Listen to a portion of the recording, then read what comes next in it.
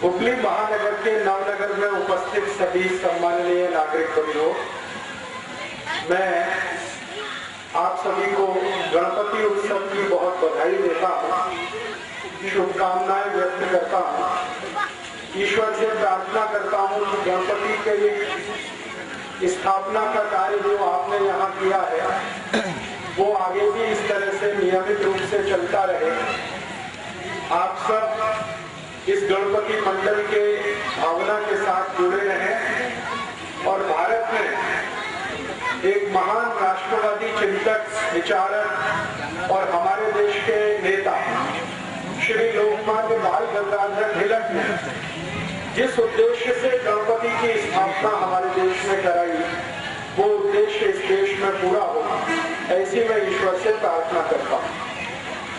आप सभी नागरिक बंधुओं से इस बात के लिए क्षमा मांगता हूँ कि मैं आपसे बहुत अच्छे से कन्नड़ भाषा में बात नहीं कर सकता, इसलिए कन्नड़ हिंदी मिलाकर आपसे मैं बात करूंगा।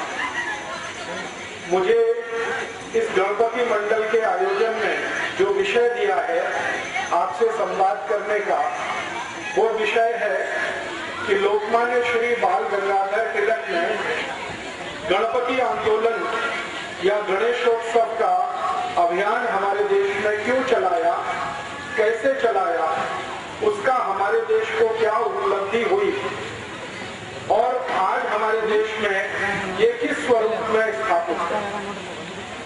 आप सभी जानते हैं कि भारत देश में गणेशोत्सव का सामाजिक रूप से जो आयोजन शुरू हुआ वो श्री लोकमान्य तिलक के बहुत प्रयासों के बाद हुआ। श्री लोकमान्य तिलक ने 1894 के साल में ये गणपति उत्सव का आयोजन शुरू किया। 1894 में श्री लोकमान्य तिलक ने इसको क्यों शुरू किया, कारण उसका क्या था, आधार उसका क्या था। हमारे जमाने में, हमारे देश में 1894 में अंग्रेजों की सरकार चलती थी और अंग्रेजों की सरकार ने भारत देश में एक नियम बनाया था, कानून बनाया था, वो ये कि भारतीय नागरिक एक साथ किसी स्थान पर एकत्रित नहीं हो सकते। उसके लिए उन्होंने एक कानून बना दिया था और वो कानून में भारत के नागरिक 5 की संख्या में अधिक नागरिक एक साथ कहीं भी नहीं जा सकते, एक साथ कहीं आ नहीं सकते। अगर कहीं पर ब्रिटिश पुलिस, अंग्रेजों की सरकार की जो सेना होती थी, वो भारतीय नागरिकों को समूह में देखे तो निश्चित रूप से उनको पुलिस अरेस्ट करती थी, जेल में डालती थी और उसके बाद उनके ऊपर भयंकर अत्याचार होता था। और वो अत्याचार आप कल्पना नहीं कर सकते, कोड़े मारने से लेकर हाथ के नाखून खींच लेने तक का अत्याचार अंग्रेजों की पुलिस किया करती थी। अंग्रेजों की सरकार थी, उन्हीं का कानून था, उन्हीं का नियम था। अदालत में जो जजेस होते थे वो भी अंग्रेज होते थे।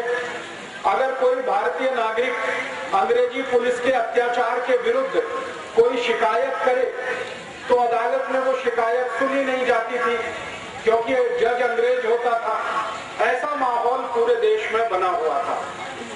हमारे भारत देश में सन 1875 में 1875 में एक महान व्यक्ति हुए थे, श्री बंकिम चंद्र चट्टोपाध्याय जी। उन्होंने एक गीत लिखा था 1875 में। वो गीत का नाम वंदे मातरम। तो वंदे मातरम गीत को गाने पर भी अंग्रेज सरकार ने पाबंदी लगा रखी थी। भारतीय नागरिक यदि वंदे मातरम गीत गाएंगे तो अंग्रेजों की पुलिस उनको जेल में पकड़ के बंद कर देगी, ऐसा कानून था। तो एक साथ हम एकत्रित नहीं आ सकते थे, कोई सामूहिक कार्य कर नहीं सकते थे, वंदे मातरम गीत नहीं गा सकते थे। ऐसे कड़े प्रतिबंध हमारे देश पर अंग्रेजों ने लगाए हुए थे। और उस समय अंग्रेजों के खिलाफ जो भारत का आंदोलन था, स्वातंत्र आंदोलन था, उसके सबसे बड़े नेता थे श्री तिलक। उन्होंने अंग्रेजों की सरकार के ये जो प्रतिबंध थे, ये जो पाबंदी थी, इसको निरस्त करने के लिए एक योजना बनाई। और उन्होंने ये तय किया कि अगर अंग्रेज सरकार 5 या 5 से ज्यादा लोगों पर पाबंदी लगा रही है तो कोई ऐसा आयोजन शुरू करना चाहिए जो अंग्रेजों की सरकार के इस कानून को भंग करे और नागरिकों के मन में शक्ति आए, डर निकल जाए। अंग्रेजों की सरकार का जो भय है वो भारत के नागरिकों के मन से निकलना चाहिए। ऐसा सोचकर उन्होंने ये गणेशोत्सव शुरू किया। 1894 के पहले हमारे भारत देश में गणपति उत्सव होता था, गणेशोत्सव होता था, लेकिन वो घरों में होता था, परिवार के अंदर होता था। परिवार के लोग मिलकर गणपति उत्सव मनाते थे। पहली बार श्री लोकमान्य बाल गंगाधर तिलक ने 1894 में पुणे के शनिवारवाड़ा में पहले गणपति की स्थापना की थी। आप जानते हैं कि पुणे एक बहुत बड़ा शहर है, पूना महाराष्ट्र में।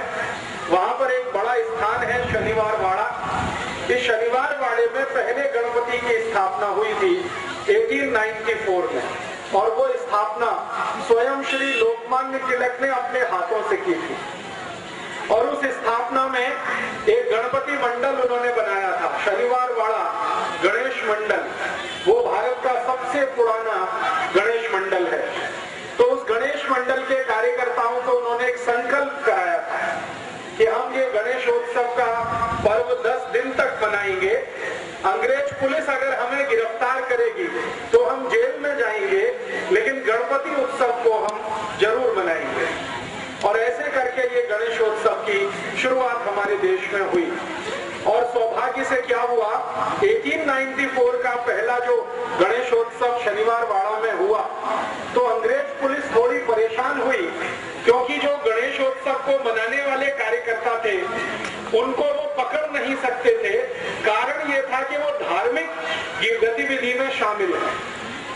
राजनीतिक गतिविधि में अगर वो शामिल होते, कोई पॉलिटिकल एक्टिविटी में होते, तो पुलिस उनको अरेस्ट करती।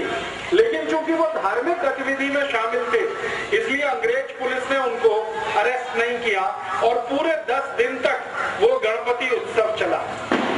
1894 में 1894 में अक्टूबर 20 अक्टूबर से लेकर 30 अक्टूबर तक ये कार्यक्रम आयोजित हुआ था। श्री लोकमान्य तिलक ने हर दिन शाम को एक व्याख्यान वहां पर आयोजित किया था। स्वयं श्री लोकमान्य तिलक उस व्याख्यान में हाजिर रहते थे, खुद उसमें शामिल होते थे और बड़े बड़े वक्ताओं को वो उसमें बुलाया करते थे। एक दिन का व्याख्यान हुआ तो उसमें उन्होंने कलकत्ता से एक बहुत बड़े नेता को बुलाया। उनका नाम था श्री विपिन चंद्र पाल।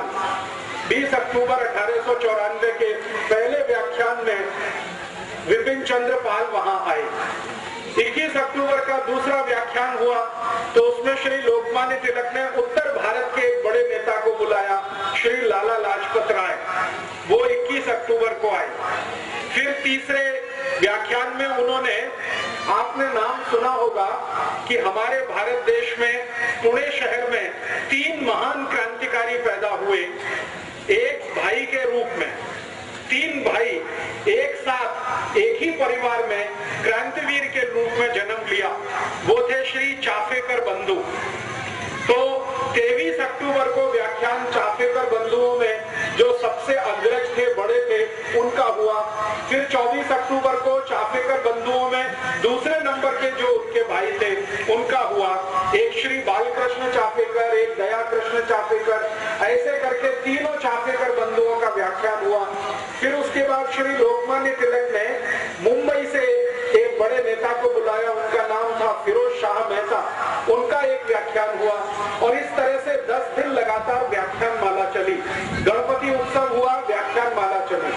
जितने भी वक्ता वहां पर व्याख्यान देने के लिए आए पहले गणपति उत्सव में, सबका जोर ये था कि भगवान गणेश हमारे देश को आजादी दिलाएं, भगवान गणेश हमारे भारत को स्वराज्य दिलवाएं, हमारे भारत देश में अंग्रेजों की सरकार समाप्त हो। सभी व्याख्याताओं ने इस तरह के विषय लिए थे। और जितने भी लोग सुनने के लिए आते थे उनमें उन्होंने देशभक्ति की भावना, राष्ट्रभक्ति की भावना पूरे व्याख्यानों के माध्यम से भरने का काम शुरू किया। परिणाम क्या हुआ? पुणे के लोगों में गणपति आयोजन के लिए उत्साह पैदा हुआ। और 1894 में पहले गणपति की स्थापना पुणे में शनिवारवाड़ा में हुई। अगले वर्ष 1895 में पूरे पुणे में 11 गणपति मंडल बने एक ही वर्ष के बाद, और 11 गणपति स्थापित हुए। उसके बाद 1896 में एक साथ 31 गणपति स्थापित हुए, 31। फिर उसके बाद 1897 में पता चला 100 से ऊपर गणपति हो गए। फिर इस तरह से ये संख्या बढ़ती गई और 1898 तक आते आते पुणे से बाहर मुंबई में, पुणे से थोड़ा आगे जाकर अहमदनगर में, फिर पुणे के थोड़ा सा और आगे जाकर नागपुर में, पूरे विदर्भ में ये फैलता ही गया गणपति उत्सव का। और पुणे के आजू बाजू के महाराष्ट्र के सारे बड़े शहरों में ये गणपति की स्थापना जैसे जैसे बढ़ती गई, वैसे वैसे भारत देश के लोगों में चेतना भी बढ़ती गई। थोड़े दिन के बाद पता चला कि संपूर्ण महाराष्ट्र राज्य में गणपति आ गए और गणेशोत्सव बहुत जोर शोर से मनाना शुरू हुआ। 1894 के बाद 1904 में, माने सन 1904 में पहली बार लोकमान्य तिलक ने भारतवासियों को ये अपील किया कि हम गणेशोत्सव का जो आयोजन करते हैं, इसका मुख्य जो उद्देश्य है वो भारत का स्वराज्य प्राप्ति करना है, आजादी प्राप्त करना है। बिना आजादी के गणेशोत्सव का कोई अर्थ नहीं है। हमारा देश अंग्रेजों का गुलाम रहे और हमारे देव देश के अंदर हैं, तो एक तरह से वो भी गुलामी में है। पहली बार लोगों ने श्री लोकमान्य तिलक के इस उद्देश्य को और इस स्वप्न को बहुत गंभीरता से समझा। उसके बाद एक दुर्घटना हो गई हमारे देश, और वो दुर्घटना ये थी 1904 में, सन 1904 में एक अंग्रेज अधिकारी था जो गवर्नर वॉयसराय की हैसियत में आया था, उसका प्रमोशन हुआ था। उसका नाम था कर्जन। ये बंगाल का वॉयसराय बना था। बंगाल का वॉयसराय बनने के बाद इस कर्जन ने एक बहुत खतरनाक काम किया था। उसने क्या किया था? बंगाल राज्य को 2 भागों में बांट दिया था, 2 हिस्से कर दिए बंगाल के, और उसके लिए एक कायदा बनाया, कानून बनाया, और उसका नाम दिया उसने division of Bengal act, Bengal को बांटने का कानून। कर्जन नाम के इस अंग्रेज अधिकारी ने किया। बंगाल उस समय भारत देश का सबसे बड़ा राज्य था। आज हमारे भारत देश में कर्नाटक, तमिलनाडु, केरल जैसे 35 राज्य हैं, मुवत्तहिद राज्य हैं। आज से लगभग 150 वर्ष पहले, 160 वर्ष पहले भारत देश में सिर्फ 4 राज्य थे, 4 स्टेट्स थे। एक बंगाल था, दूसरा मद्रास राज्य था, उसको अंग्रेजी में प्रेसिडेंसी कहा जाता था। बंगाल प्रेसिडेंसी, मद्रास प्रेसिडेंसी, और एक तीसरा था मुंबई प्रेसिडेंसी, और चौथा भारत का बचा हुआ हिस्सा जिसको नॉर्थ वेस्ट फ्रंटियर के नाम से जाना जाता है, पूरा उत्तर भारत। उस समय में क्या मतलब था, सरल माहिती देता हूं। बंगाल का उस समय 1904 में, सन 1904 में एक ही अर्थ था, पूरा बिहार राज्य, पूरा आसाम, पूरा का पूरा बंगाल, जिसमें बांग्लादेश भी शामिल था। उस समय तक बांग्लादेश अलग नहीं हुआ था। तो पूरा बंगाल, बांग्लादेश को मिलाकर पूरा आसाम, उड़ीसा का 3/4 भाग, और उसके बाद आसाम के ऊपर के भारत के जो छोटे राज्य हैं, अरुणाचल प्रदेश है, सिक्किम है, नागालैंड है, मिजोरम है, मणिपुर है, ये जो छोटे 7 राज्य, ये पूरा मिलाकर बंगाल राज्य था। अंग्रेजों ने उस समय इसको 2 हिस्सों में बांटा, East Bengal and West Bengal, पूर्वी बंगाल, पश्चिमी बंगाल। उस समय बंगाल का जो टोटल पॉपुलेशन था, कुल लोक संख्या, कुल जनसंख्या, वो करीब 7 कोटि था। 7 कोटि नागरिक बंगाल में रहते थे, 7 करोड़। अब ये बंगाल का जो बंटवारा हुआ, इसमें क्या हुआ, जो वेस्ट बंगाल था वो हिंदुओं के लिए, और जो वेस्ट बंगाल हिंदुओं के लिए और ईस्ट बंगाल मुसलमानों के लिए। ईस्ट बंगाल में कुल पॉपुलेशन 3 करोड़ 80 लाख के आसपास था। 3 कोटि 80 लाख नागरिक ईस्ट बंगाल में, और बाकी जो 4 करोड़ 20 लाख नागरिक थे वो वेस्ट बंगाल में। तो हिंदू और मुसलमान संप्रदाय के आधार पर पहली बार अंग्रेजों ने भारत में बंटवारा किया, और ये बंटवारा जब हुआ तो सारे भारत देश में इसका विरोध हुआ। और विरोध क्यों हुआ? संप्रदाय के आधार पर आप देश का अगर बंटवारा करते हैं, किसी राज्य का बंटवारा करते हैं, तो भयंकर मारामारी होने वाली है। तो श्री लोकमान्य तिलक ने सबसे पहले इसका विरोध किया, और 1905 में श्री लोकमान्य तिलक ने एक आदेश जारी किया भारत के नागरिकों के लिए कि अगर अंग्रेजों की सरकार भारत के एक बंगाल राज्य का संप्रदाय के आधार पर बंटवारा करती है, तो इस अंग्रेज सरकार को हम भारत में अब रहने नहीं देंगे, चलने नहीं देंगे। और उन्होंने ये घोषणा कर दी। श्री लोकमान्य तिलक के एक दोस्त थे, मित्र थे, विपिन चंद्र पाल, जो उस समय बंगाल के सबसे बड़े नेता थे। ऐसे ही श्री लोकमान्य तिलक के एक मित्र थे श्री अरविंदो घोष, जिनको आपने जाना होगा, जो बाद में सन्यासी हो गए और पांडिचेरी में उन्होंने आश्रम बना लिया और वहीं पर आखिरी जीवन उनका बीता। तो श्री अरविंदो घोष और विपिन चंद्र पाल, सुरेंद्रनाथ बनर्जी, उमेश चंद्र बनर्जी, व्योमेश चंद्र बनर्जी, ताराशंकर बंदोपाध्याय, ऐसे 1-2 नहीं सैकड़ों बंगाल के नेता श्री तिलक के पास मिलने के लिए पुणे में आए। और तिलक के सामने उन्होंने कहा कि अब हमें क्या करना चाहिए। श्री लोकमान्य तिलक ने कहा कि पूरे बंगाल में आपको श्री गणपति के नाम पर उत्सव शुरू करना चाहिए। तो जो नेता आए थे उन्होंने कहा कि हमारे राज्य में, बंगाल में, गणपति उत्सव तो कोई मनाता नहीं है, और गणेश जी को बंगाल में कोई ज्यादा प्रभाव भी नहीं है। तो लोकमान्य तिलक ने पूछा, फिर आप बताइए आपके यहाँ किसका प्रभाव है? तो उन्होंने कहा जो नवदुर्गा होती है, दुर्गा पूजा होती है, उसका बंगाल में बहुत असर है।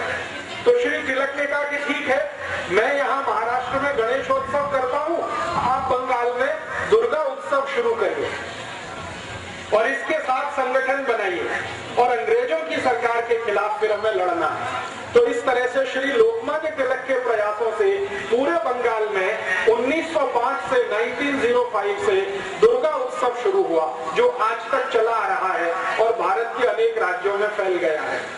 तो बंगाल में दुर्गा उत्सव, महाराष्ट्र में गणेशोत्सव, ऐसा जब काम शुरू हुआ तो लाखों कार्यकर्ता श्री तिलक और विपिन चंद्र पाल के साथ इकट्ठे हुए।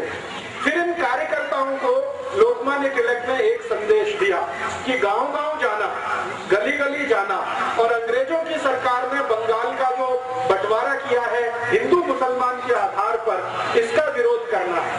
तो श्री तिलक के जो कार्यकर्ता होते थे वो पूछते थे कि आप बताइए विरोध का तरीका क्या है।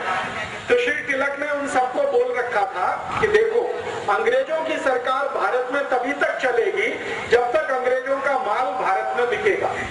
आप जानते हैं कि अंग्रेजों की सरकार ईस्ट इंडिया कंपनी की मदद से चलती थी, और ईस्ट इंडिया कंपनी की वस्तुएं भारत में बिका करती थी। तो श्री तिलक ने कहा कि ईस्ट इंडिया कंपनी की वस्तु जब तक भारत में बिकेगी, अंग्रेजों को मुनाफा मिलेगा और जब तक उनको लाभ होगा तब तक वो भारत में सरकार चलाएंगे। तो हमें एक ही कार्य करना है कि गांव-गांव जाकर अंग्रेजी ईस्ट इंडिया कंपनी की जो चीज वस्तुएं बिकती हैं इनका बहिष्कार कराना है। और ऐसे करके 1905 में 1905 में स्वदेशी आंदोलन शुरू हुआ और वो बंगाल का जो विभाजन हुआ था उसके विरोध में शुरू हुआ। श्री तिलक ने पूरे बंगाल का प्रवास किया, छोटे छोटे गांवों में जाकर उन्होंने व्याख्यान दिए। तिलक के साथ अरविंदो घोष गांव-गांव गए। अरविंदो घोष के साथ ताराशंकर बंदोपाध्याय बहुत बड़े साहित्यकार थे, वो गांव-गांव गए। श्री बंकिम चंद्र चट्टोपाध्याय जिन्होंने वंदे मातरम गीत लिखा, वो श्री लोकमान्य तिलक के साथ गांव-गांव गए और इस तरह से बहुत बड़े नेताओं की टीम तैयार हुई। उन्होंने पूरे बंगाल में स्वदेशी की लहर पैदा कर दी। परिणाम क्या हुआ कि ये स्वदेशी आंदोलन 1905 में 1905 में जो शुरू हुआ, 2 वर्ष के बाद इसका इतना असर था कि बंगाल में अंग्रेजी ईस्ट इंडिया कंपनी का सामान बिकना बंद हो गया, उनका कापड़ बिकना बंद हो गया। ईस्ट इंडिया कंपनी की उस समय भारत में शक्कर बिकती थी, शुगर, क्योंकि शुगर भारत में बनती नहीं थी, वो इंग्लैंड से आती थी, तो शुगर बिकना बंद हो गया। और इस स्वदेशी आंदोलन का इतना असर हुआ पूरे बंगाल में कि जो मिठाई बनाने वाले लोग हैं, स्वीट्स बनाने वाले लोग, उन्होंने शक्कर इस्तेमाल करना बंद कर दिया, गुड़ से मिठाई बनाना शुरू किया। इतना प्रभाव था। उसके बाद हमारे भारत देश में उस समय ब्लेड नहीं बनता था। ये बात है 1905 की, 1905 ब्लेड नहीं बनता था, इंग्लैंड से ब्लेड आता था भारत में। तो जो सैलून चलाने वाले लोग होते थे वो अंग्रेजी ब्लेड का उपयोग करते थे। श्री लोकमान्य तिलक ने जब उनको अपील किया कि आप ये अंग्रेजी ब्लेड वापरना बंद कर दो, तो सभी सैलून चलाने वालों ने अंग्रेजी ब्लेड का बहिष्कार कर दिया। अब समस्या आई कि शेव कैसे करना, ब्लेड तो नहीं है, तो उन्होंने एक इंस्ट्रूमेंट बनाया जो आज तक इस देश में चलता है। हम लोग हिंदी में उसको उस तरह कहते हैं, कन्नड़ में क्या कहते हैं मुझे मालूम नहीं है। उसको बहुत अच्छे से शार्प करके उससे शेप बनाई जाती है, ब्लेड का उसमें इस्तेमाल नहीं होता। ये लोकमान्य तिलक ने शुरू कराया इस देश। उसके बाद हमारे भारत देश में उस समय डिटर्जेंट पाउडर नहीं बनता। हमारे भारत देश में डिटर्जेंट पाउडर नहीं बनता था, वो इंग्लैंड से इंपोर्ट होता था। तो श्री लोकमान्य तिलक ने लॉन्ड्री चलाने वालों को अपील किया कि अंग्रेजी डिटर्जेंट पाउडर इस्तेमाल नहीं करना है। तो भारत के लॉन्ड्री चलाने वाले सभी लोगों ने मिट्टी से कापड़ धोना शुरू कर दिया, जमीन की मिट्टी से। ये जो ब्लैक कॉटन सॉइल होती है, इसको इस्तेमाल करके कापड़ धोने का एक अभियान पूरे देश में शुरू हुआ। इसी तरह श्री लोकमान्य तिलक ने भारत के लोगों को अपील किया कि किसी भी घर में, परिवार में विवाह होगा तो वर और वधू शरीर पर अंग्रेजी वस्त्र धारण नहीं करेंगे। तो कौन से वस्त्र धारण करेंगे? तो उन्होंने कहा कि भारत में कापूस बहुत होता है, कॉटन बहुत होता है, कॉटन के बनाए हुए जो वस्त्र हैं उनका उपयोग करेंगे। और वर वधू दोनों, जिनका विवाह कराने वाला पंडित है, पंडितों का एक बहुत बड़ा संघ बनाया श्री तिलक ने। और उन्होंने कहा कि आप उस वर वधू का विवाह कराइए जिसके शरीर पर खादी के वस्त्र होंगे या कॉटन के वस्त्र होंगे। अंग्रेजी वस्त्र अगर पहने हुए वर वधू है तो उनका बहिष्कार कर दीजिए। परिणाम ये हुआ कि वर और वधू ने भी कॉटन पहनना शुरू कर दिया। इस तरह से श्री तिलक ने भारत के अनेक अनेक समाज के लोगों को इकट्ठा करना शुरू किया। और तिलक के साथ लाला लाजपत राय ने उत्तर भारत में बहुत बड़ा ऐसा ही अभियान चलाया। आप पूछेंगे कि इस अभियान का अंतिम फलश्रुति क्या हुआ? इस अभियान की सबसे बड़ी फलश्रुति ये हुई कि 1905 से 1905 से लेकर 1911 के बीच में 6 वर्ष के अंदर संपूर्ण भारत देश में ईस्ट इंडिया कंपनी की वस्तुएं बिकना बंद हो गई। ईस्ट इंडिया कंपनी का कपड़ा बिकना बंद हो गया, उनका ब्लेड बिकना बंद हो गया, ईस्ट इंडिया कंपनी की शुगर बिकना बंद हो गया, ईस्ट इंडिया कंपनी का डिटर्जेंट पाउडर बिकना बंद हो गया। जो कुछ भी ईस्ट इंडिया कंपनी बेचती थी वो सब वस्तुएं बिकना बंद हो गई। लोगों ने संकल्प लेना शुरू किया आपको तो सुनकर आश्चर्य होगा कि जैसे आपने यहाँ गणपति मंडल स्थापित किया है नवनगर में, श्री लोकमान्य तिलक ने संपूर्ण भारत देश में ऐसे सैकड़ों गणपति मंडल स्थापित किए। हर एक गणपति मंडल के कार्यकर्ताओं को वो शपथ दिलाते थे, प्रतिज्ञा कराते थे। गणपति मंडल स्थापित हुआ, फिर उसके बाद एक शपथ ग्रहण समारोह होता था, प्रतिज्ञा समारोह होता था। उसमें पहली प्रतिज्ञा ये होती थी कि हम भारत देश के स्वराज्य प्राप्ति के लिए कार्य करेंगे और गणपति हमारे आराध्य देव बनेंगे, हम स्वराज्य प्राप्ति के लिए काम करेंगे।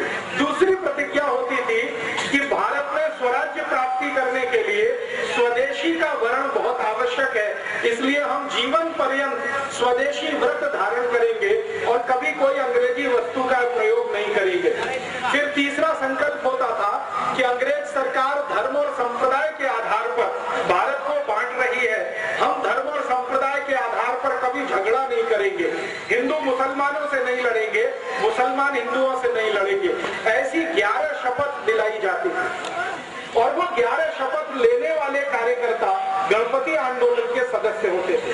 उसमें से एक शपथ होती थी कि व्यसन जीवन में कभी नहीं करेंगे, शराब नहीं पिएंगे, सिगरेट नहीं पिएंगे, बीड़ी नहीं पिएंगे, गुटखा तंबाकू कुछ नहीं खाएंगे और अपने को पवित्र बनाएंगे ताकि स्वराज्य प्राप्ति के लिए लड़ सके।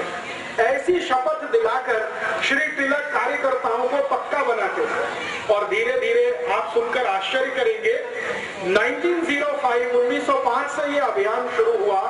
1911 में 1911 में स्वदेशी आंदोलन और गणेशोत्सव के कुल कार्यकर्ता 1,20,20 हो गए, 1,20,00,000।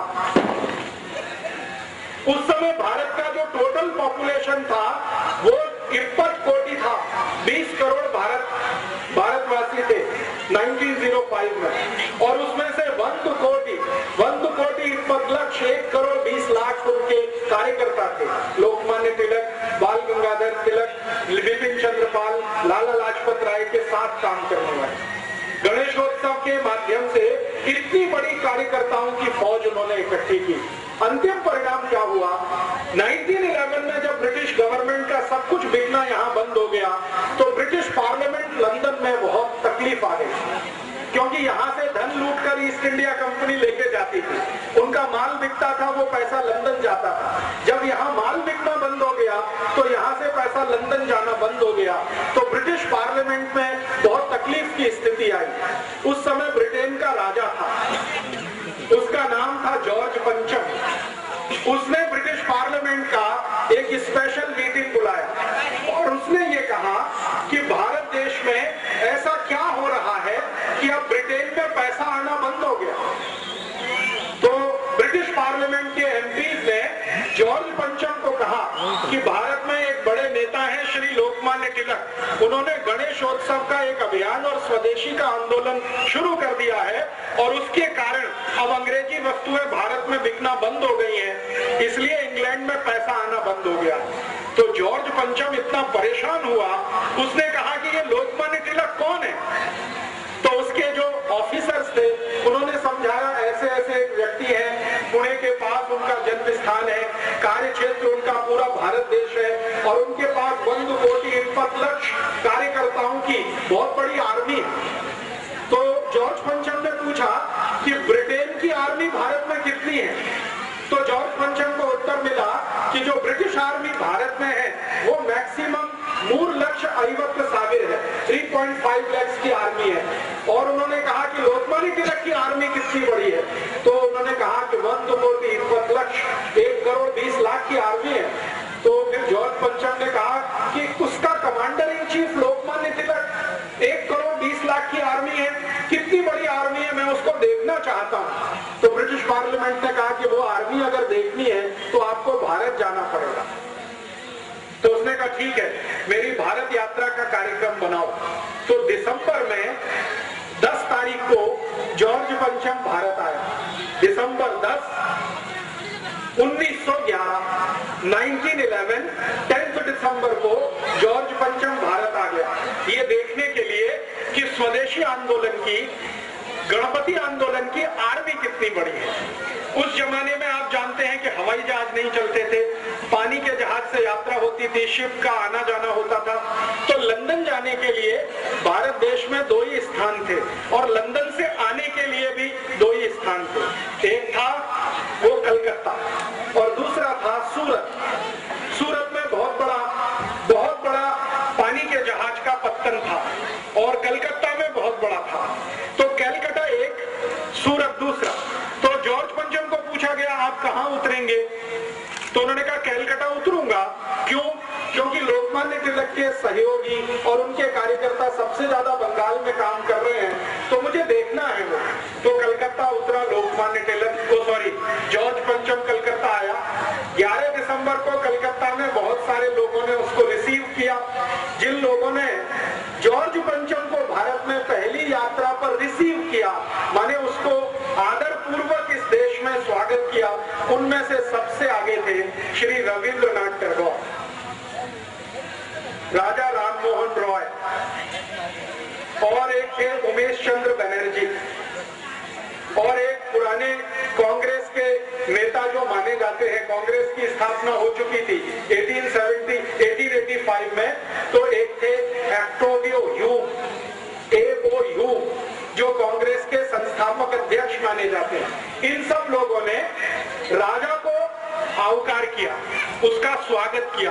राजा माने जॉर्ज पंचम। और श्री लोकमान्य तिलक, बिपिन चंद्र पाल और व्योमेश चंद्र बनर्जी, सुरेंद्रनाथ बनर्जी, ये जो सारे नेता थे जिनको हमारे इतिहास में गरम दल का नेता माना जाता है, इन्होंने जॉर्ज पंचम का बहिष्कार किया।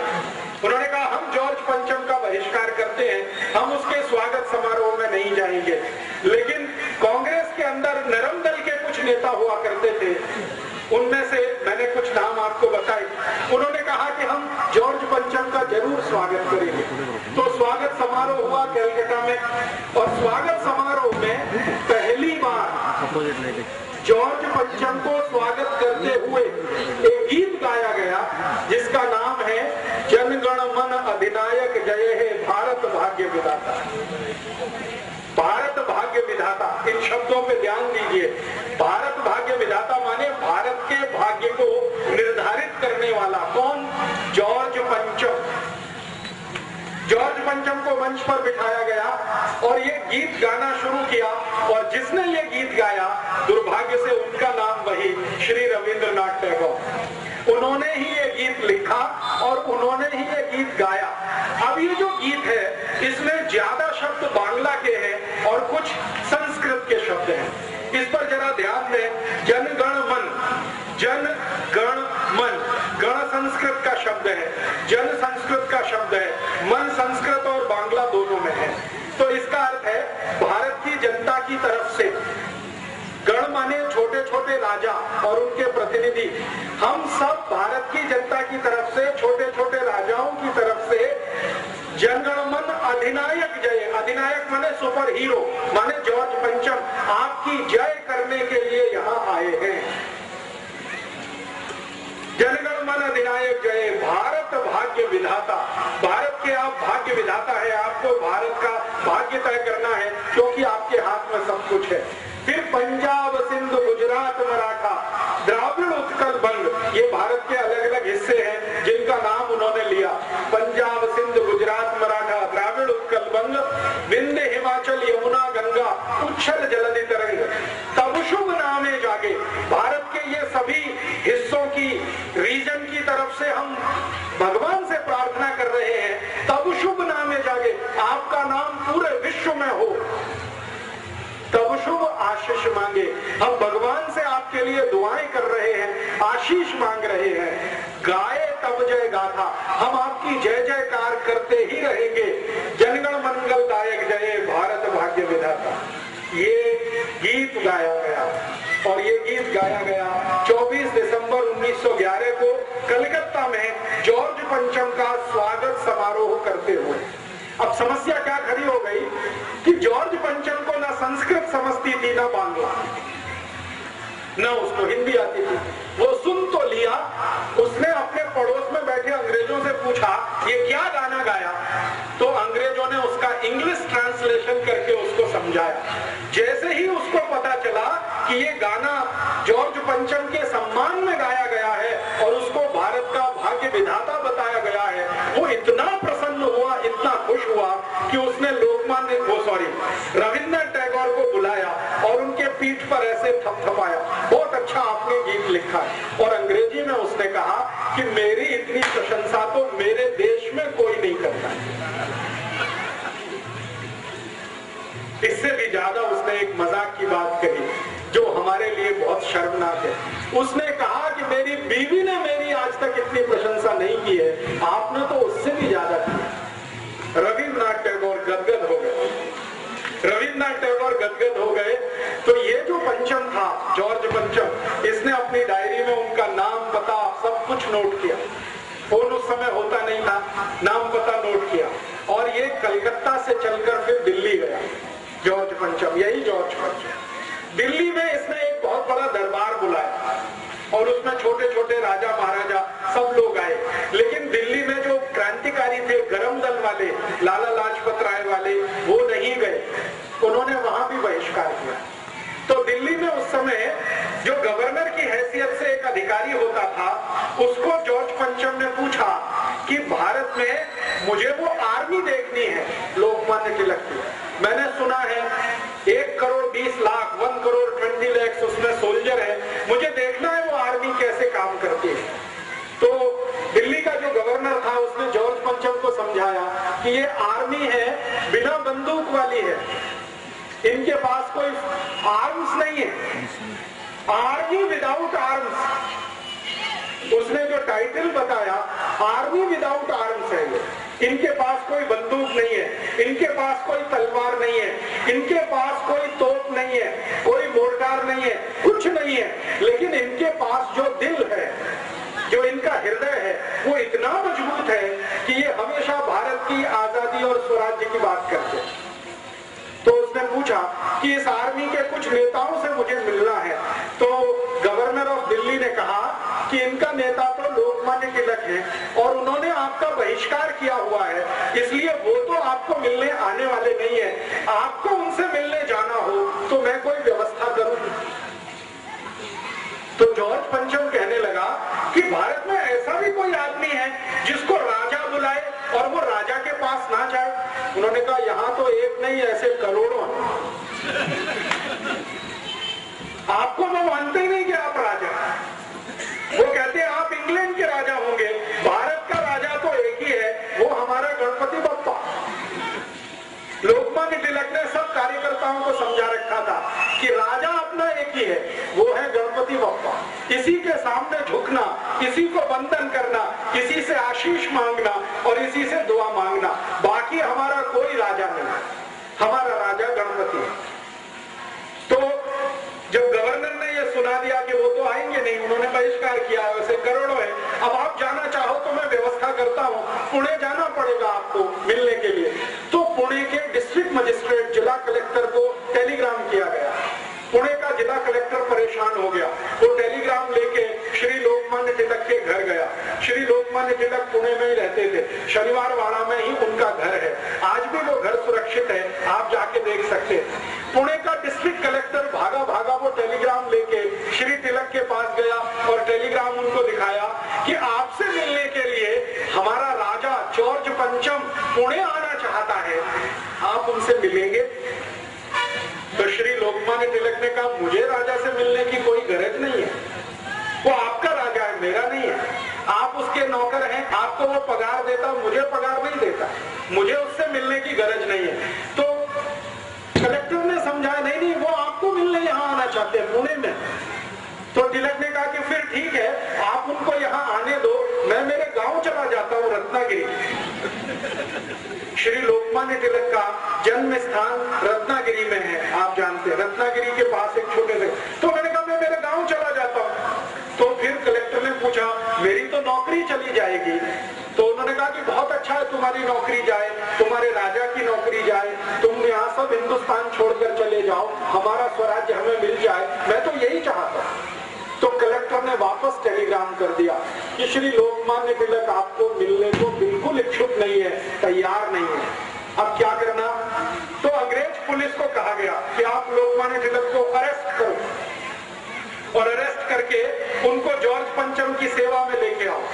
तो श्री लोकमान्य तिलक के पास जब पुलिस ऑफिसर पहुंचा अरेस्ट करने के लिए, तो उन्होंने कहा कि मुझे अरेस्ट करने के लिए आप कानून बताओ, किस कानून से आप मुझे अरेस्ट कर सकते हैं। तो पुलिस ने कहा आप हमारे राजा को नहीं मिलना चाहते। तो उन्होंने कहा ये कोई अपराध नहीं है, ये कहीं भी किसी कानून की किताब में नहीं है। उस समय तक हमारे देश में जो कानून की किताब चलती थी उसका नाम था आईपीसी, इंडियन पिनल कोड। 1860 से ये चल गई थी। तो उन्होंने कहा आईपीसी का कौन सा प्रोविजन है जिसका मैंने वायलेशन किया है और आप मुझे गिरफ्तार कर रहे हैं। तो पुलिस ऑफिसर निरुत्तर हो गया, वो चुपचाप वापस गया और जॉर्ज पंचम को कह दिया गया कि ये व्यक्ति इतना पक्का है कि ये जो तय कर लेगा वही करेगा, ये आपसे मिलेगा नहीं। जॉर्ज पंचम बिना मिले वापस गया दिल्ली से, बिना मिले वापस गया। और भारत में उस समय कांग्रेस के अंदर यही एक तेजस्वी नेता थे श्री तिलक, जिन्होंने जॉर्ज पंचम से मिलने को मना कर दिया।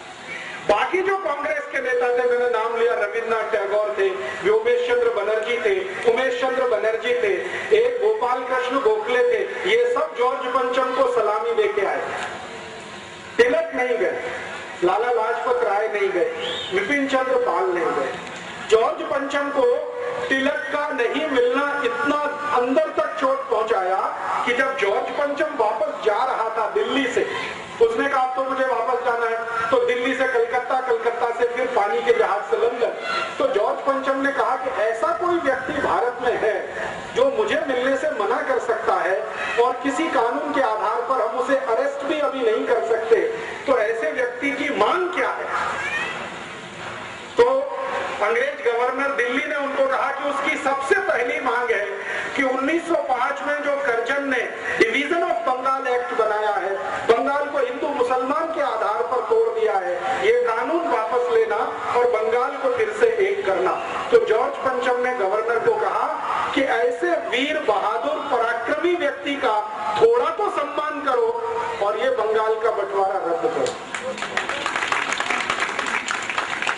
और भारत के इतिहास में ये पहली और आखिरी घटना है जब बंगाल को बंटवारा करके अंग्रेजों ने 6 साल के बाद वापस फिर से एक किया और ईस्ट और वेस्ट बंगाल फिर से एक हुआ। और लोकमान्य तिलक की इतनी जय जयकार पूरे देश में हुई। 1911 में जब बंगाल फिर से एक हो गया, डिवीजन ऑफ बंगाल एक्ट वापस हो गया, तो सारे देश में लोकमान्य तिलक के स्वागत समारोह आयोजित हुए और एक एक समारोह में 50-50 हजार लोग आते थे। उस जमाने में ये माइक नहीं होता, बिना माइक के उनको व्याख्यान करना पड़ता। आप जरा सोचिए, 50,000 की भीड़, 50,000 नागरिक लोकमान्य तिलक को सुनने के लिए कहीं खड़े हैं, कैसे वो बोले जो आखिरी आदमी तक बात पहुंचे। तो वो संभव नहीं होता था। तो श्री तिलक चिल्ला चिल्ला कर बोलते और दुष्परिणाम क्या हुआ। 1911 से जब उनका ये स्वागत समारोह शुरू हुआ, 1915 तक ये चलता रहा। 4-5 साल चिल्ला चिल्ला कर बोलने के कारण उनके सारे फेफड़े गल गए, उनके लंग्स में इंफेक्शन आ गया, क्योंकि माइक तो होता नहीं था। गले में इंफेक्शन आया, लंग्स में इंफेक्शन आया और वो इंफेक्शन इतना गंभीर था कि उसी में श्री लोकमान्य तिलक की मृत्यु हुई। 1915 से लेकर 1920 तक वो कहीं जा नहीं सके, बोल नहीं सके ज्यादा। थोड़े भी बोलते थे तो गले में दर्द होता, थोड़े भी बोलते थे तो लंग्स में पानी भर जाता और उस समय ट्रीटमेंट भी नहीं था। प्लूरिसी नाम की एक बीमारी उनको हो गई, उसका कोई ट्रीटमेंट नहीं था। उसका एक ही ट्रीटमेंट था कि वो कोई ठंडे प्रदेश में जाकर थोड़े दिन आराम करे। लेकिन तिलक कहा करते थे कि अगर ये जीवन में आराम किया तो स्वराज्य कैसे आएगा। इसलिए उन्होंने अपने स्वास्थ्य को दुर्लक्ष्य किया, अपनी हेल्थ को कभी ध्यान नहीं दिया और उसी चक्कर में उनकी पत्नी रात दिन परेशान रहती थी और उनकी मृत्यु हुई उनकी पत्नी की, इसी चिंता में कि तिलक कभी स्वास्थ्य का ध्यान नहीं रखते, लगातार प्रवास करते थे। अब उस जमाने में प्रवास करने के लिए गाड़ी नहीं थी तो साइकिल से प्रवास करते थे। कभी साइकिल नहीं होती थी तो बैलगाड़ी में बैठ के प्रवास करते, कभी कभी बैलगाड़ी नहीं तो घोड़े पर बैठकर प्रवास करते। घोड़ा भी नहीं मिला तो वो जो ऊंट होता है कैमल, उस पर बैठकर प्रवास करते थे और कुछ नहीं मिला तो पैदल पैदल प्रवास करते। बहुत किया, व्याख्यान बहुत दिए, स्वागत समारोह जगह जगह होते थे, उसमें फंड इकट्ठा होता था और वो फंड इतना हो गया कि वो कोटि कोटि रुपए। बाद में उसी फंड को नाम दिया गया तिलक स्वराज फंड। इतिहास की पुस्तकें जब आप पढ़ेंगे तो उसमें एक जगह चैप्टर है तिलक स्वराज फंड। ये लोकमान्य तिलक को स्वागत समारोह में जो दान मिलता था वो सारा उन्होंने इकट्ठा किया था। आप पूछेंगे तिलक स्वराज फंड कितना था? आज से लगभग 80-90 वर्ष पहले, 80-90 इयर्स बिफोर, तिलक स्वराज फंड 21 करोड़ रुपीस का था। 21 कोटि रुपए, इतना धन था। आज के हिसाब से अगर आप इसको जोड़ना चाहें तो इसमें 300 का मल्टीप्लिकेशन करना, क्योंकि 1920 का 1 रुपए, 1 रुपया 2007 के 300 रुपीस के बराबर है। तो 300 में 21 का गुणा कर लीजिए, 6300 करोड़ रुपीस श्री लोकमान्य तिलक ने इकट्ठा किया इस देश में घूम घूम। और वो फंड जब उन्होंने इकट्ठा किया तो उस फंड से फिर परिणाम क्या किया उन्होंने, क्या काम में लगाया वो फंड? उन्होंने कहा कि भारत में जो जो वस्तुओं का उत्पादन नहीं होता वो सभी ये पैसे से बनाई जाएंगी। मैंने आपसे कहा ब्लेड नहीं बनता था भारत में, श्री तिलक ने ब्लेड बनाने की इंडस्ट्री शुरू कराई पुणे के पास। वो समय में शुगर नहीं बनती थी इस देश में, शुगर बनाने का कारखाना उसी फंड में से लगा। हमारे देश में उस जमाने में आयरन और स्टील के लिए कोई बड़ा प्रोडक्शन यूनिट नहीं था। तिलक ने भारत देश के एक बड़े उद्योगपति जिनका नाम था जमशेद जी टाटा, उनको एक दिन अपने घर बुलाया और कहा कि भारत को स्टील की जरूरत है, आप स्टील बनाना शुरू करिए, हम इंग्लैंड से स्टील नहीं खरीदेंगे। तो टाटा, जमशेद जी टाटा ने श्री लोकमान्य तिलक के एक वाक्य पर पूरा टिस्को खड़ा कर दिया, टाटा स्टील कंपनी, वो तिलक ने खड़ी करवाई है इस देश में। बजाज ग्रुप को एक दिन तिलक ने बुलाया, जमनालाल बजाज को, और कहा कि हम इंग्लैंड से कापड़ आयात करते हैं, भारत में कपड़ा बनना चाहिए।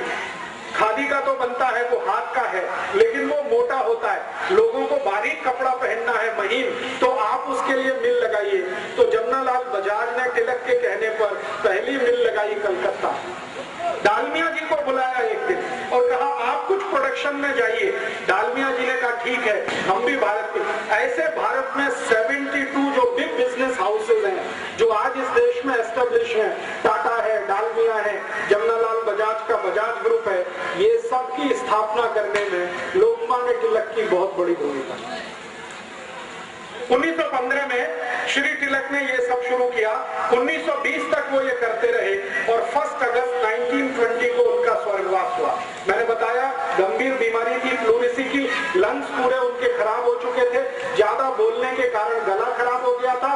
उस समय उनकी मृत्यु हुई। मृत्यु से थोड़ा दिन पहले उन्होंने अपने सब कार्यकर्ताओं को बुलाया, उनको मालूम हो गया था कि अभी मुझे जाना ही पड़ेगा।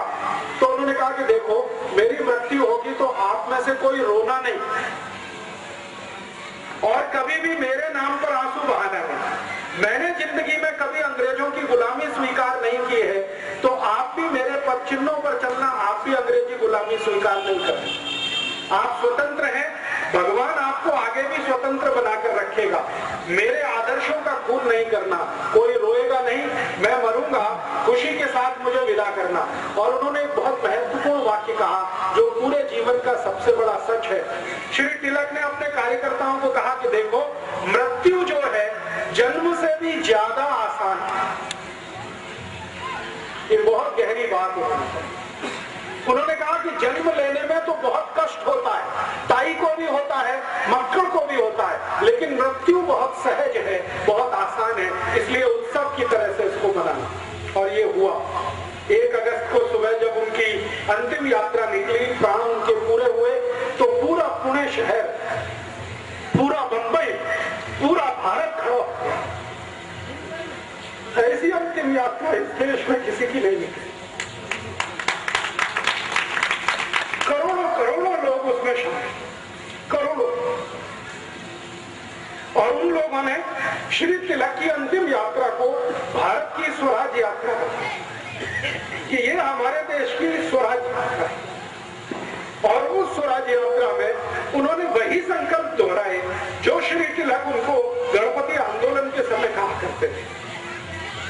ऐसे एक महान व्यक्ति ने इस देश में गणपति की स्थापना कराई, ऐसे एक महान व्यक्ति ने इस देश में स्वराज्य की नींव स्थापित कराई। आप बहुत भाग्यशाली हैं कि मैंने आपके मंडल में आकर श्री तिलक का फोटो देखा। मुझे बहुत दुख होता है जब मैं गणपति मंडलों में जाता हूँ, गणपति की मूर्ति तो होती है, तिलक की मूर्ति गायब है। और उससे भी ज्यादा दुख मुझे इस बात का होता है कि गणपति मंडल वाले गणपति की स्थापना करते हैं और उसमें ऐसे गंदे गंदे घटिया घटिया गाने बजाते हैं जिनको श्री तिलक ने कभी सुना नहीं, सोचा भी नहीं। हमें शर्म है कि हम लोकमान्य तिलक के उन सभी आदर्शों को पूरा नहीं कर पाए हैं जो गणपति आंदोलन के माध्यम से उन्होंने भारत को समझाए थे। उनका एक बहुत महत्वपूर्ण वक्तव्य था जो उन्होंने अपनी मृत्यु से थोड़े दिन पहले दिया था।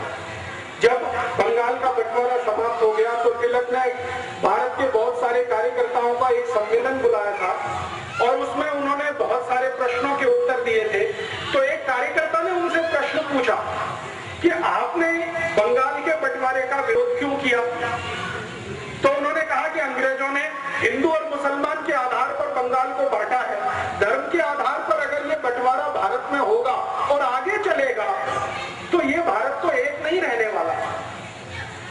और दूसरा एक खतरनाक काम हुआ था उसी समय, बंगाल का जो बंटवारा किया अंग्रेजों ने, उसके बाद जब बंगाल बंटवारा समाप्त हो गया, फिर से बंगाल एक करना पड़ा, तभी अंग्रेजों ने इस देश में एक ऐसा विष बीज बो दिया जिसका दुष्परिणाम हम आज तक भोग रहे हैं। वो विष बीज क्या था? अंग्रेजों ने एक संस्था बना दी इस देश में जिसका नाम है इंडियन मुस्लिम लीग। बंगाल का बंटवारा समाप्त करने के समय एक संस्था बना दिया इंडियन मुस्लिम लीग और यही संस्था का अध्यक्ष बाद में मोहम्मद अली जिन्ना बना। और अंग्रेजों ने उस संस्था को इतना विष भर दिया कि जो बंगाल का बंटवारा उन्होंने हिंदू मुसलमान के आधार पर किया था, उस इंडियन मुस्लिम लीग ने भारत का बंटवारा हिंदू मुसलमान के आधार पर कर दिया।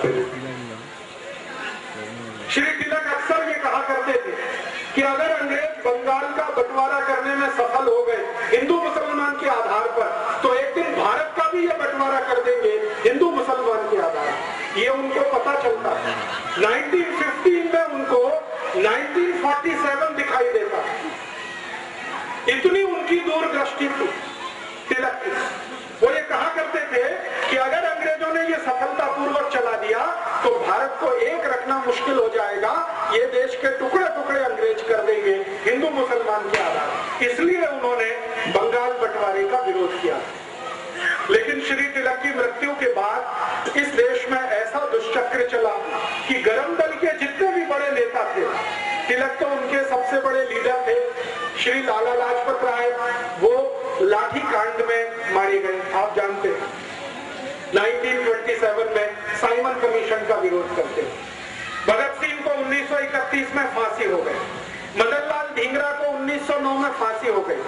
अरविंदो घोष जो सबसे बड़े नेता हो सकते थे लोकमान्य तिलक के बाद, क्योंकि लोग उनको बहुत मानते थे, वो संन्यास लेकर पांडिचेरी में चले गए। उन्होंने कहा कि अब मैं संन्यास में रहूंगा और साधु का काम करूंगा। उसके बाद कोई बचा नहीं बड़ा नेता, तो धीरे धीरे सारे गरम दल के नेताओं को अंग्रेजों के पुलिस में 1931 में खत्म हो गए। फिर उसके बाद गांधी जी को एक बार किसी ने कहा कि देखिए लोकमान्य तिलक ने इतना बड़ा काम किया था इस देश में, अब आपको उनका काम आगे बढ़ाना चाहिए। तो गांधी जी ने कहा कि मैं लोकमान्य तिलक का स्वदेशी का काम तो आगे जरूर बढ़ाऊंगा और अंग्रेजी बहिष्कार का काम भी लगातार मैं करूंगा। श्री लोकमान्य तिलक ने कहा था कि सिर्फ अंग्रेजों की वस्तुओं का बहिष्कार नहीं करना है, बल्कि अंग्रेजी भाषा का भी बहिष्कार करना है। और उन्होंने अंग्रेजी भाषा के जो स्कूल भारत में चलते थे उनके पैरेलल, उनके मुकाबले मराठी भाषा के स्कूल शुरू किए। आपको मालूम है पुणे में एक एजुकेशन सोसाइटी बनी, डेक्कन एजुकेशन सोसाइटी, उसके संस्थापक अध्यक्ष लोकमान्य तिलक थे। और डेक्कन एजुकेशन सोसाइटी को यह काम दिया गया कि ज्यादा से ज्यादा स्थानों पर मराठी भाषी स्कूल होने चाहिए। कर्नाटक में उनका अभियान आया कि कन्नड़ भाषी स्कूल होने चाहिए। उत्तर भारत में अभियान था हिंदी भाषी स्कूल होने चाहिए। तो भाषा के स्तर पर स्वदेशी, भूषा के स्तर पर स्वदेशी, भोजन के स्तर पर स्वदेशी, वस्तुओं के स्तर पर स्वदेशी, ऐसी पूरी तिलक की कल्पना थी। हर स्तर पर स्वदेशी होना ही चाहिए इस देश। और तिलक इतने स्वदेशी के आग्रही थे कि कभी उन्होंने अपने वस्त्रों से समझौता नहीं किया। लंदन भी वो कई बार गए थे उपन्यास देने के लिए, लेकिन लंदन भी वो उसी पोशाक में जाते थे जिस पोशाक में आप उनको अंदर देखते। सिर पर वही पगड़ी, एक उनका झब्बा और धोती, लंदन भी उसी पोशाक में। आप जानते हैं कि लंदन में ठंडी बहुत होती है। दिसंबर, जनवरी, फरवरी -20 डिग्री सेंटीग्रेड टेम्परेचर होता है, फिर भी लोकमान्य तिलक धोती और अपना ये अंग वस्त्र में कुर्ता और ये सिर पर टोपी, इसके अलावा कुछ नहीं। बहुत अधिक हुआ तो कंबल लपेटते। तो लंदन में जो भारतवासी रहते थे उनमें से कई लोग उनको कहते थे कि आपको ठंडी नहीं लगती, तो उनका एक ही जवाब होता था कि मेरे शरीर में स्वराज्य की इतनी अग्नि जल रही है कि ठंडी कैसे लगेगी। और जब भी लोकमान्य तिलक को टोकने वाला कोई होता था लंदन में, तो उनमें से सबसे पहले व्यक्ति होते थे श्री विनायक दामोदर सावरकर। विनायक दामोदर सावरकर उस समय लंदन में ही थे और एक बहुत बड़ा इंडिया हाउस बनाया था। विनायक दामोदर सावरकर के एक सहयोगी थे श्री श्यामजी कृष्ण वर्मा। श्यामजी कृष्ण वर्मा, विनायक दामोदर सावरकर, इन लोगों ने लंदन में फंड्स इकट्ठा किया था और वो फंड से एक भवन बनाया था और उसका नाम था इंडिया हाउस। हिंदी में नाम था भारत भवन, लेकिन अंग्रेजों के यहाँ रजिस्ट्रेशन कराने के लिए नाम रखा था इंडिया हाउस। लोकमान्य तिलक जब भी लंदन गए तो वहां ठहरते थे इंडिया हाउस में। कारण क्या था कि भारत के जो भी क्रांतिकारी थे सभी के लिए वो घर के जैसा था। तो वहां पर बहुत सारे क्रांतिकारी रहते थे, अभ्यास करते थे और भारत में आकर क्या क्या काम करना है स्वराज्य के लिए उसकी योजनाएं बनाया करते थे। श्यामजी कृष्ण वर्मा लोकमान्य तिलक को कई बार कहते थे कि आपको लंदन में ठंड लग जाएगी, हमें आपकी बहुत जरूरत है। तो लोकमान्य तिलक वही उत्तर देते थे कि स्वराज्य की गर्मी इतनी है, ठंड कैसे लगेगी। तो ऐसे व्यक्ति हमारे देश की राजनीति में वो थे और जितने समय वो रहे इस देश में उन्होंने अद्भुत काम किए।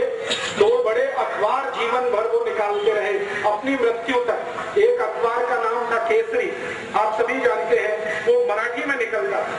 केसरी अखबार में ऐसे अग्रलेख वो लिखा करते थे श्री तिलक कि लोग पढ़े तो उनके अंदर खून जले, ऐसी भाषा उनकी होती थी। और भारत के पहले अखबारों में उसकी गिनती होती थी केसरी, जो उस समय